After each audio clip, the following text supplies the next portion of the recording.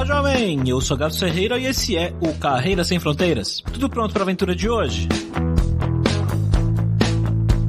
O Flávio é um cara que queria mesmo ser do exército. Que, mané, programar o quê? Ele queria ir lá correr e treinar e fazer coisas que pessoas do exército fazem. Vou dizer que por uma época da minha vida eu também pensei nisso. Pensei que eu queria isso. Mas acho que eu era muito sedentário pra ser do exército. De qualquer maneira, o Flávio passou alguns anos no exército e acabou caindo no mundo de tecnologia anos depois e se deu super bem em uma área que hoje a gente fala bastante, que é a área de dados e data science. Passou por algumas empresas, passou por uma empresa muito grande e hoje ele vive em Berlim, na Alemanha. O legal da história do Flávio é que as coisas foram meio que acontecendo na vida dele e algumas coisas que ele tinha planejado não aconteceram muito bem como ele imaginava. Vamos lá ver então como é a vida e o trabalho em Berlim.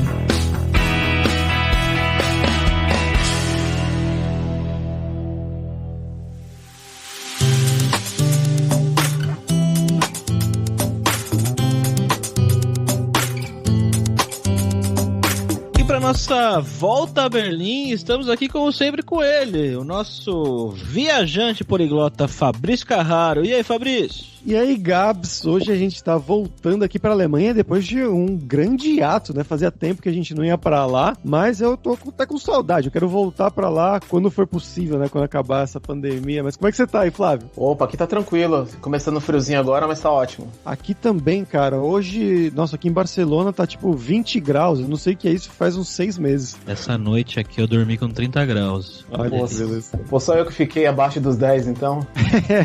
Não tem como comparar. Mas vamos lá para esse papo.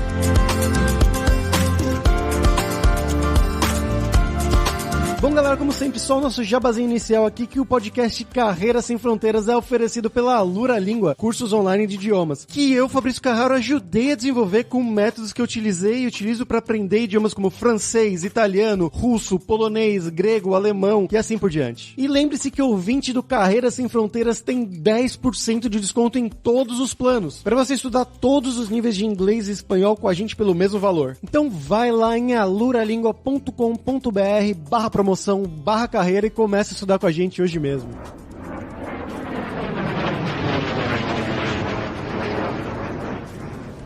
Bom, Flávio, pra gente começar como sempre aqui, né, eu queria perguntar um pouquinho sobre o seu background, né? Então, de onde que você é no Brasil? O que você estudou? O que você fez da vida? Conta um pouco do seu passo a passo até você chegar aí na Alemanha. Cara, eu era militar do exército, né? Entrei no ano obrigatório, fiquei 7 anos no exército, né? Caramba. Entrei com 19, saí com 26, e aí durante esse tempo, né, fiz a faculdade, sistemas de informação, porque na época o quartel que eu tava tinha um convênio com a faculdade, né, em termos de descontos e tudo mais, e foi nessa época que eu comecei a ter um pouco de contato com informática, TI e tudo mais, né, fazer algumas coisas bem pequenas dentro do quartel, eu trabalhava numa seção de pessoal, e aí depois de um tempo eu tive que sair do quartel, deu meu tempo máximo, e aí eu já fui pro mercado, né, não entrei nem como estagiário nem nada, já entrei pra trabalhar com suporte técnico mesmo, de SAP, e aí foi um período bastante edificante, assim, na minha carreira, durante esse tempo, né, e aí depois de um tempo eu saí, fui trabalhar com BI, banco de dados, né, basicamente, na época, e durante esse período foi quando eu comecei a viajar um pouco mais para fora do Brasil e tudo mais, e aprender inglês, né, nas viagens que eu fazia, e também eu comecei a fazer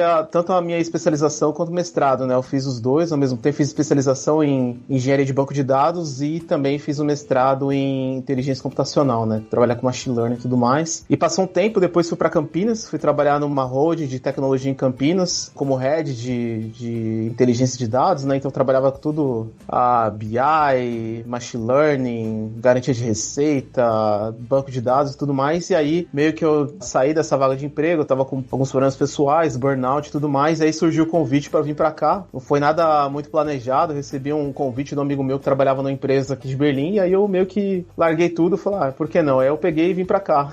Sou de São Paulo, capital, mas eu tenho um pezinho ali em Minas, ali, minha família é de Minas Gerais. Ah, também, tô nessa mesma história aí. E a outra coisa era que você falou que você entrou no exército, cara, no obrigatório, né? Eu acho que você é a primeira pessoa que eu conheço na vida que foi chamado? Você queria ser chamado ou foi por sorte ou por azar, sei lá? Não, no meu caso eu tinha sido dispensado, só que eu fui voluntário, né? Eu fui dispensado pelo excesso de contingente, mas aí eu meio que insisti pra servir, né? Porque na época era muito difícil arrumar emprego, esse tipo de coisa. E também eu gostava, né? Era uma coisa que eu gostava, assim, essa coisa mais militar e tudo mais. E aí meio que eu fui insistindo, né? E depois de um pouco mais aí de 7 tentativas aí, eu consegui entrar, né? E venci os caras pela insistência. Aí eu entrei no obrigatório e depois eu fui ficando, né? Ano por ano, tive o contrato renovado. Mas como que você tenta entrar se você não entrou?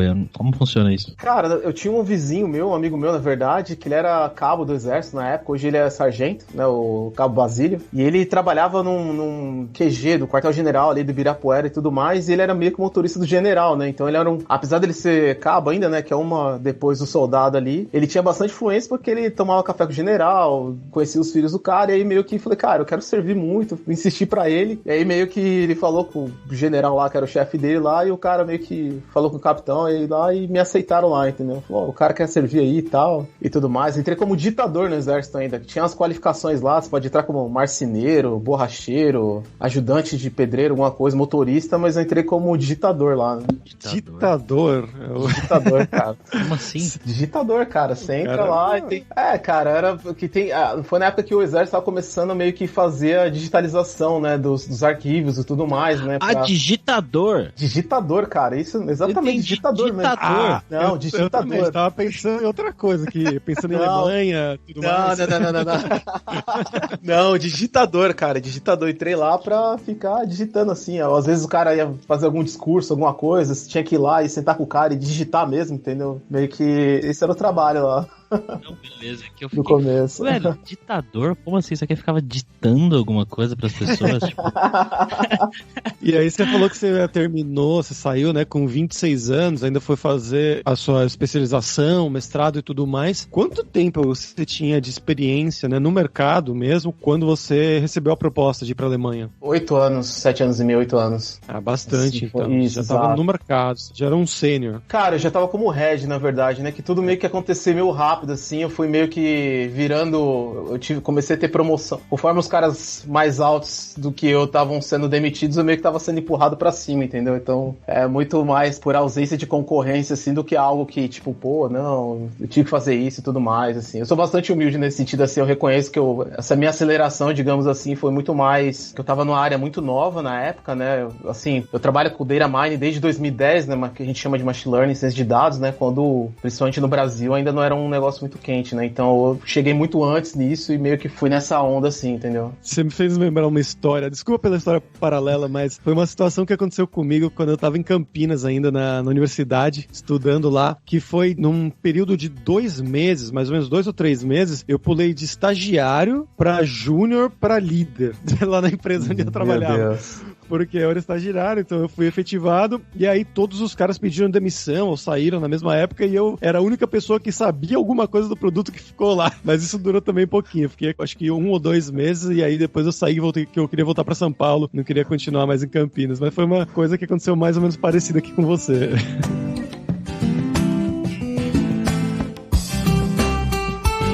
Flávio, como é que foi o processo pra você ir pra aí, cara? Você foi indicação pelo jeito que você contou aí, mas você teve que fazer teste, teve que fazer prova, teste técnico, como é que foi isso aí? Então, no meu caso foi indicação, né? Eu recebi indicação do amigo meu aqui pra trabalhar numa vaga de engenharia de dados, né? E aí o processo foi bem tranquilo, assim, teve muito mais provas de design de sistemas, né, que chama de system design e tudo mais, como que você faz a arquitetura de um data warehouse, como que você faz a migração e tudo mais. Eu cheguei a fazer coding challenge, né, no Codility na época, que eu fiz. Alguns testezinhos bem simples também, mas basicamente SQL, né, porque eu entrei, na verdade, para um projeto que ia ser uma migração, na real, então não era um cargo que tinha, que os caras precisavam, mas eles precisavam de alguém para fazer a migração, entendeu? E aí eu tinha que meio que um pouco das skills que os caras precisavam naquela época para fazer a acontecer, entendeu? Mas foi mais, assim, design de sistema mesmo, conhecer algumas tecnologias e Codility mesmo, assim. E como foi o começo aí na Alemanha? Eu imagino que você não tivesse acostumado com a temperatura que você acabou de falar aí.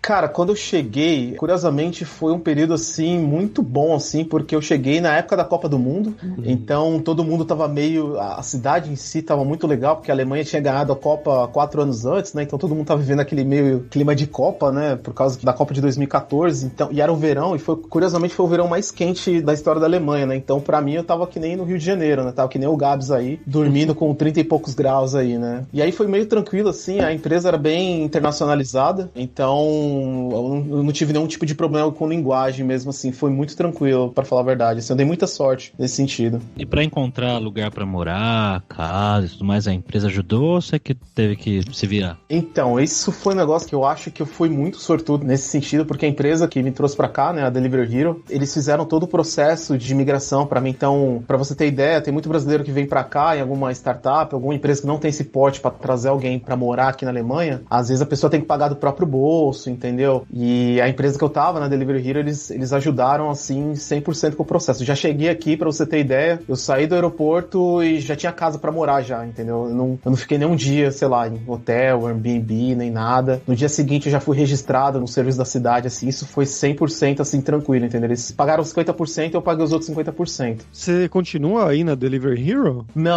Depois de um tempo eu saí e aí eu tô agora numa outra empresa, agora é uma empresa mais regional alemã, chamada MyHammer, né? É um negócio assim que até que pro podcast, assim, para quem estiver procurando vaga de emprego, principalmente aqui pra Alemanha, né, que não é um país que é totalmente inglês, né, que tem uma digitalização muito baixa, né, nos serviços públicos, é algo assim para você levar em conta quando você receber uma proposta do tipo assim, cara, tem uma relocação, sim ou não, e aí você levar em consideração isso quando for aceitar a proposta, né? Não, com certeza. Faz muito sentido. Quando eu fui realocado pra Alemanha, eles ofereciam esse bônus, né? Tipo, você chegar, você tem uma casa pra ficar por um tempo, você tem um pessoal pra te ajudar, você tem também um bônus que eles pagam pra você, se você tiver que levar alguma coisa, pagam a sua passagem. E eu já ouvi de histórias que nem todas as empresas fazem isso, então tome bastante cuidado, realmente. Eu perguntei da Delivery Hero porque eu tenho um amigo, inclusive brasileiro, que trabalha ainda na Delivery Hero em Berlim. Por isso que eu fiquei, curioso, talvez ele se conhece, o Fábio Espósito. Eu sei quem que ele é, mas a gente não trabalhou no mesmo time, mas eu sei quem ele é. Bom, você chegou aí, né? Você já foi pra ser como head também? Não. Na verdade, eu fui trabalhar como senior engineer, né? E isso é outra coisa também, que a estrutura corporativa aqui na Alemanha é totalmente diferente do Brasil, né? Acho que no Brasil, meio que acaba acontecendo situações, como você falou também, de você meio que fazer uma transição pro nível de senioridade porque não tem ninguém pra aquela vaga, mas aqui é um negócio um pouco mais estruturado, entendeu? Então, a não ser em casos muito excepcionais, é muito difícil, pelo menos nas empresas que eu tive contato aqui em Berlim, né? E nas comunidades, né? De você já chegar como cargo de head, assim, é um pouco mais difícil, assim, porque é um outro direcionamento que eles têm aqui. O head aqui, a liderança técnica, digamos assim, ele é muito mais... Vou tentar falar de um jeito menos pejorativo, mas por falta de um melhor termo, meio que um secretário do dev ali, meio pra marcar reunião e fazer uma gestão de pessoas ali, dar alguns pitacos técnicos, do que no Brasil, que a liderança técnica é um cara que vai chegar e vai meter a mão no código, vai ao mesmo tempo tá resolvendo o problema de gente deixando a empresa, ao mesmo tempo tá fazendo reunião com o chefe, entendeu? Aqui é um negócio um pouco mais alto nível, assim, né?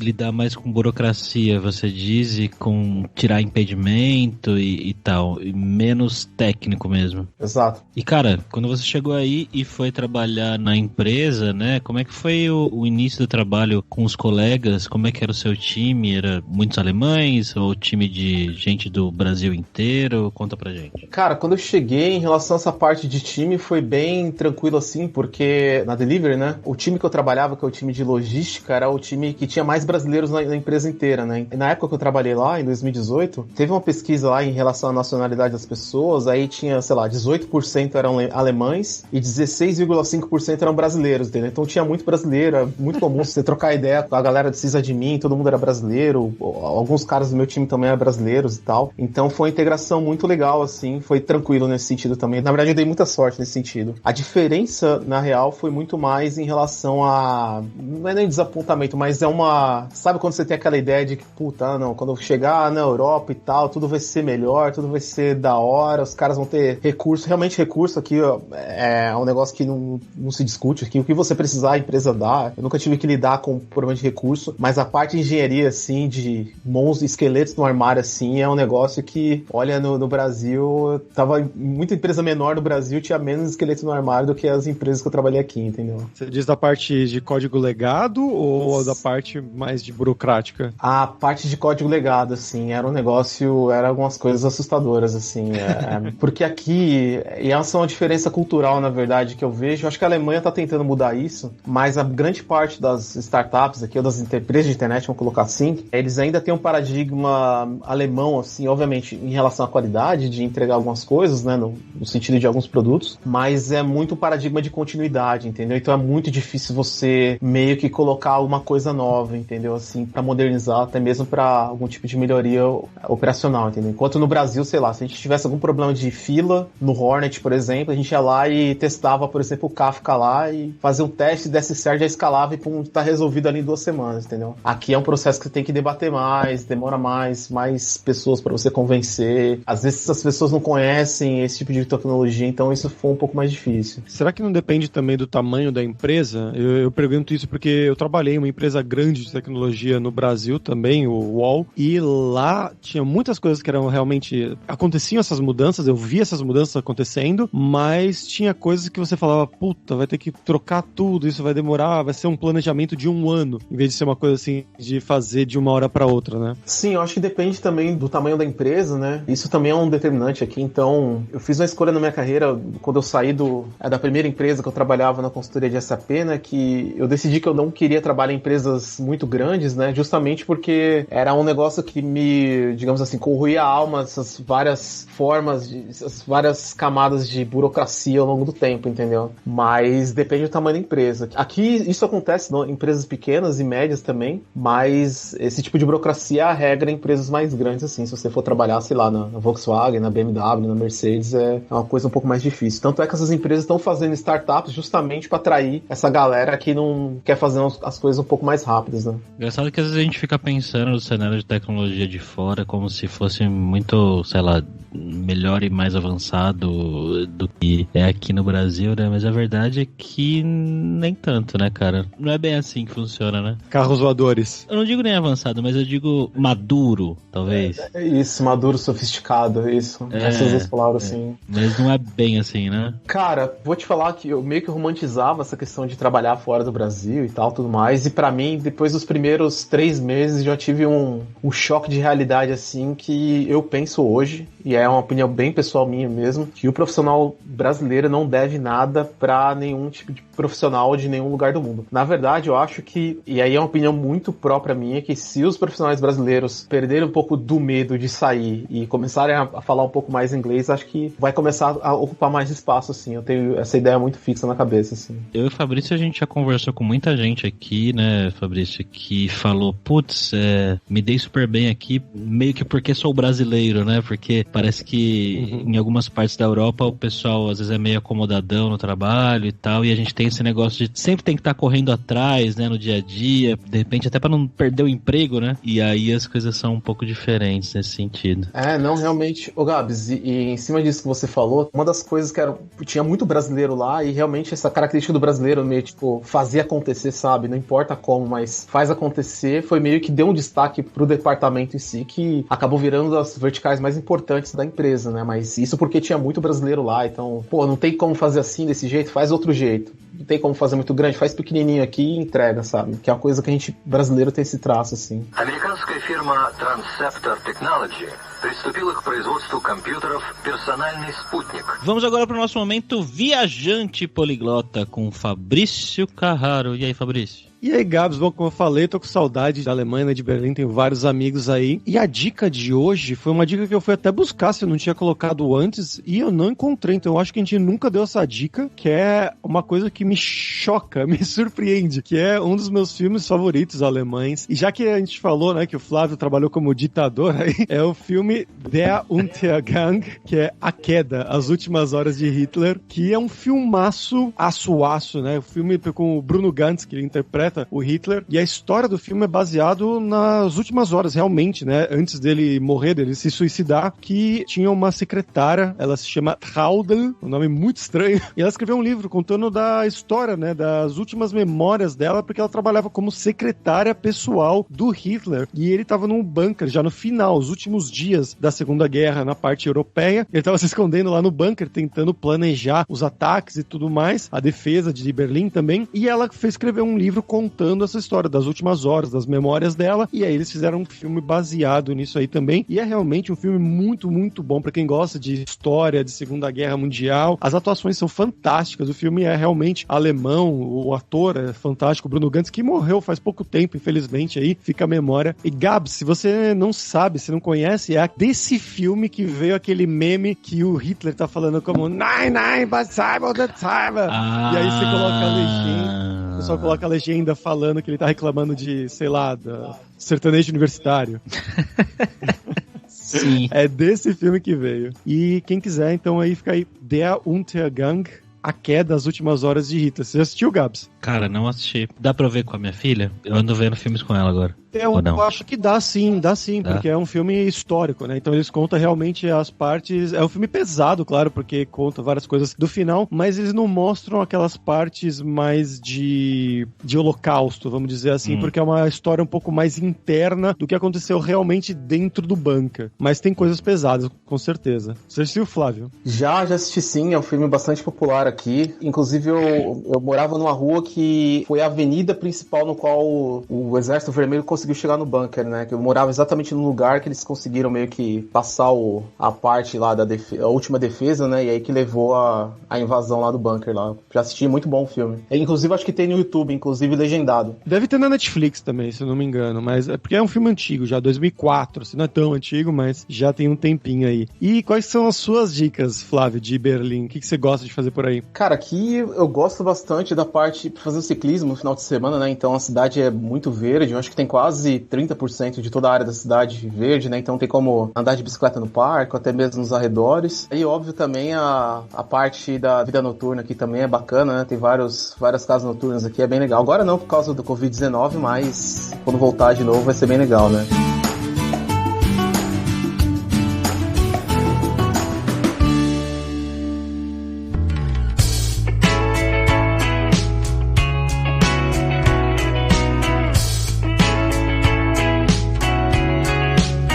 Flávio, como é que foi a questão de relacionamentos aí, cara, de fazer amizade com pessoas e ter um círculo de amizade de pessoas próximas? Conta pra gente. Cara, pra mim foi como todo expatriado, né? Você começa sempre naquele círculo ali de brasileiros que você conhece, não só dentro da empresa, quanto fora, em grupos de Facebook, né? Então, meio que começou pra mim, mas ao longo do tempo que eu fui fazendo algumas outras atividades, como, por exemplo, eu comecei a frequentar a escola de alemão, depois comecei a fazer aula de dança, depois fazer esse tipo de atividade qualquer pra você ir sair e conhecer pessoas, sabe? Aí eu comecei já a ter um pouco mais de amizade com pessoas de fora ali daquela bolha brasileira, assim. Na verdade, assim, foi uma coisa muito tranquila, porque geralmente a galera que sai pra esse tipo de lugar pra se conhecer, meio que já tem uma mente um pouco mais aberta, assim, pra conhecer, é mais receptivo, né? Se você, por exemplo, sei lá, se você não tem esse tipo de disposição pra sair ou se colocar nesse tipo de situação, mas você só tem ali os seus vizinhos, aí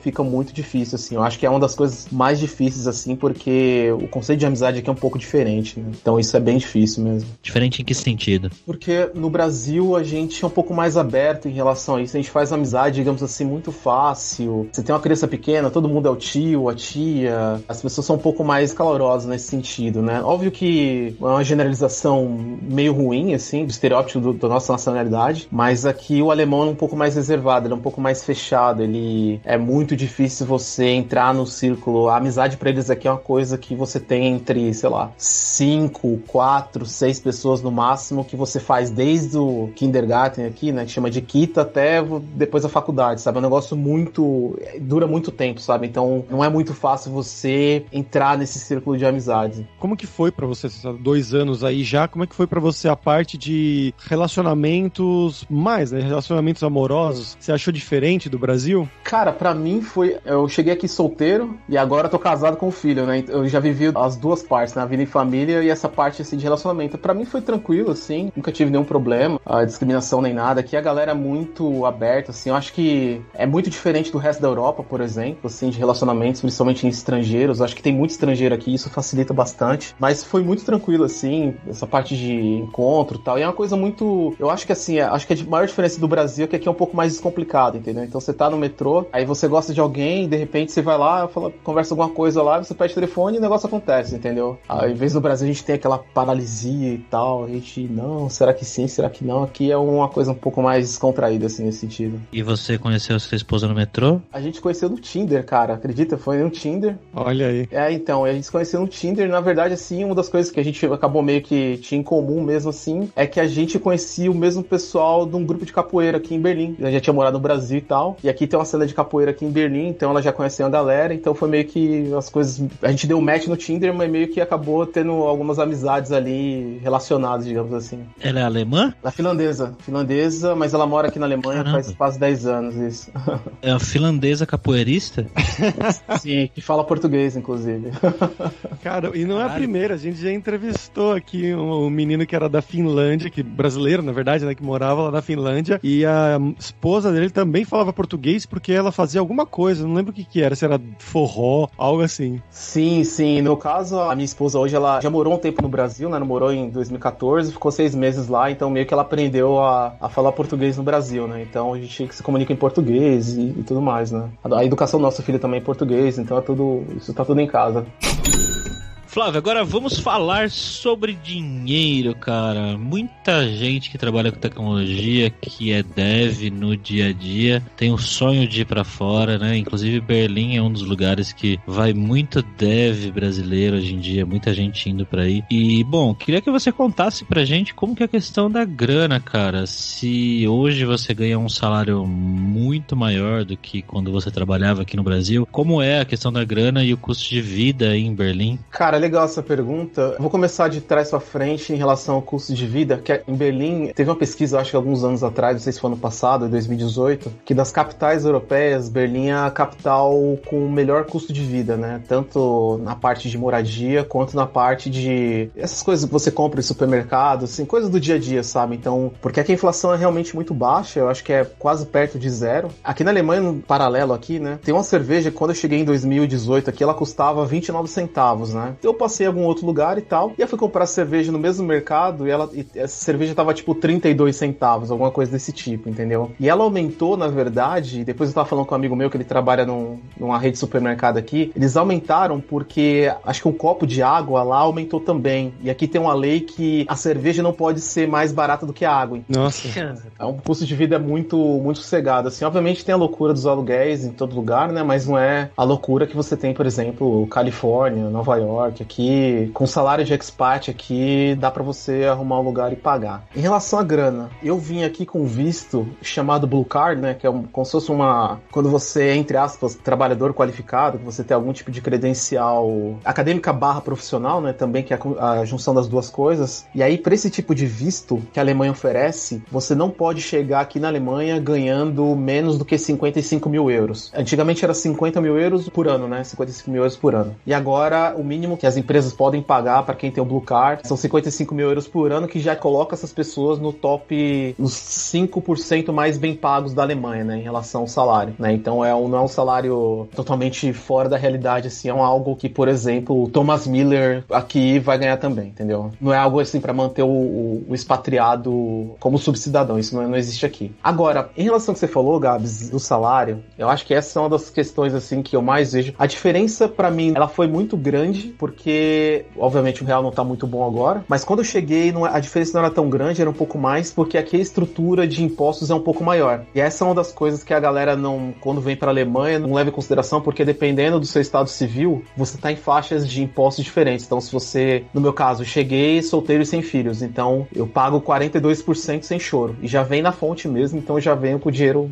descontado. Quem é casado tem um desconto X, e quem é casado e tem filhos tem um desconto X mais Y, entendeu? Então, essa é uma das diferenças. O que eu sugiro, assim, pra galera que tá pensando, é muito mais entender a estrutura tributária do país que tá indo, né, daqui, no caso, e ver o quanto que vai ganhar, assim. Eu fazer uma pesquisa de mercado mesmo, assim, entendeu? Pra não chegar ganhando muito menos. Tinha também a questão dos impostos, dependendo da sua religião, né? Isso é aplicado em Berlim também, ou só no resto da Alemanha? Não, sim, você, se eu não me engano, acho que é 3% do seu salário, alguma coisa assim, mas que vem descontado no seu contra-cheque, e é muito difícil você se livrar disso, né? Então, você fala, eu sou católico, e você declarou aquilo, você vai tomar ali, acho que é 3 ou 4% por mês ali do seu salário para esse tipo de imposto. Existe isso sim. Isso, então fica a dica aí, quando você se mudar pra Alemanha, se te perguntarem, fala, não tenho religião. Se você não tiver, claro. E como é que tá a questão dos aluguéis aí, cara? Que eu já ouvi falar que parece que tem algum tipo de bolha imobiliária aí em Berlim, que tá caríssimo morar e alugar imóvel. Sim, esse foi um problema que a cidade está tentando resolver desde o último ano, né? O Senado da cidade-estado de Berlim, né, teve uma legislação nova que, em relação aos aluguéis, então agora tem um teto máximo, né? Então, dependendo de onde você mora, tem um teto máximo dos aluguéis, porque a situação estava no ponto que o aluguel estava ficando, em alguns lugares, né, estava ficando muito mais caro, por exemplo, do que em Paris ou em Londres, por exemplo, né? E meio que o governo teve que agir,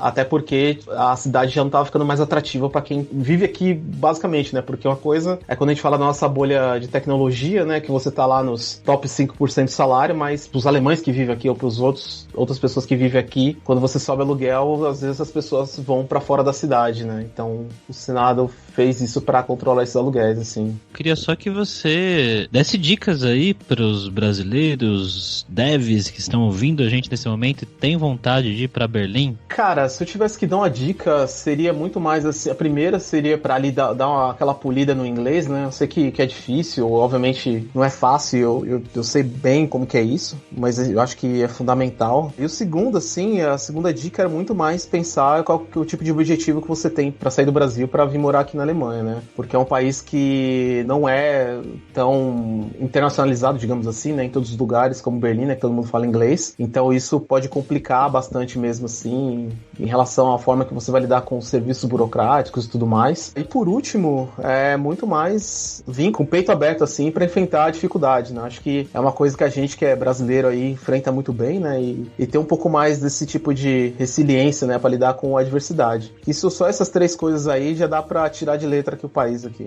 Você já tá falando alemão? Cara, já tô no A2, tô indo pro, assim, estou no intermediário já, então já consigo me comunicar, viajar, consigo fazer pergunta, entender pergunta, acompanhar o noticiário, né? E agora eu tô indo pro próximo nível, né? Que chama aqui de B1, que aí se eu tivesse B1, depois de 2 anos eu posso solicitar residência permanente aqui, né? Então eu posso morar aqui pelo quanto de tempo que eu quiser morar, né? Então eu tô... E é esse de novo, né? Até a primeira questão eu falei da questão da língua do inglês, mas se você for vir pra cá, o alemão é bacana porque ele já acelera não somente o teu visto de residência permanente, né? Então você não depende do emprego pra morar no país, quanto se você quiser tirar a cidadania, te dá quase 1 ou 2 anos a menos aí do processo. Bom, então, Flávio, pra gente fechar, agora é hora do perrengue, que a gente pede pros nossos convidados contarem histórias engraçadas, gafes, micos, coisas que tem acontecido com você nesse tempo aí na Alemanha. Cara, se eu tivesse que falar uma, na verdade, hoje é engraçado, mas na época não foi tão legal, mas foi um perrengue, foi quando eu tinha acabado de chegar aqui, eu fui comprar, não tinha pasta de dente, né, e aí eu fui a um lugar, não sabia falar alemão nem nada, e tinha uma coisa lá da Colgate, né, aquela marca de pasta de dente que a gente conhece no Brasil, né, e tinha lá, Colgate, tinha um dente assim na imagem, e falei, isso deve ser coisa pra pasta de escovar dente, né? Como a gente tem no Brasil, né? E aí eu cheguei, era meio líquido assim, falei, então acho que os caras devem fazer gargarejo com esse negócio aqui, escova os dentes e tudo mais. E aí eu tive algumas queimaduras, cara, na boca, e depois eu descobri que aquilo era uma solução de flúor puro, assim, que era uma solução pra limpar, tipo, dentadura e tal, e eu poderia terminar no hospital, assim, é um negócio... Aí depois eu tive que aprender, fui no dicionário, olhar, mas isso foi um perrengue, assim, quase me levou pro hospital, assim. cara, muito obrigado aí pela sua participação, pelo seu tempo, pelas suas histórias, Flávio. Você quer divulgar alguma coisa? Cara, queria divulgar o meu site, sempre tô ali no flavioclese.com, né, um blog, eu fiz a migração agora, então tá work in progress ali, são algumas coisas que eu posto ali desde 2010, 2011 ali sobre machine learning, ciência de dados, esse tipo de coisa.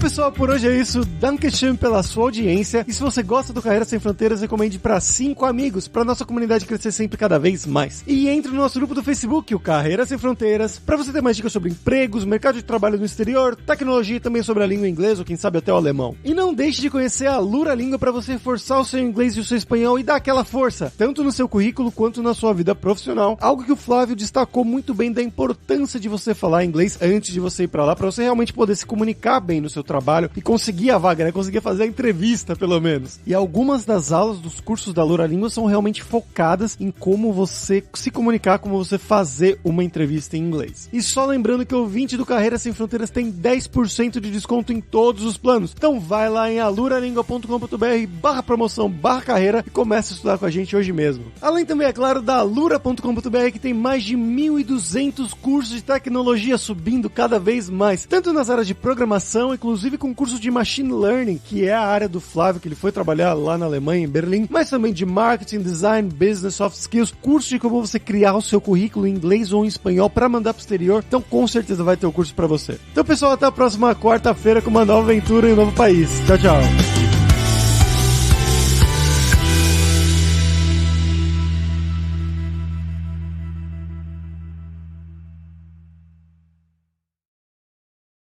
Este podcast foi editado por Radiofobia, podcast e multimídia.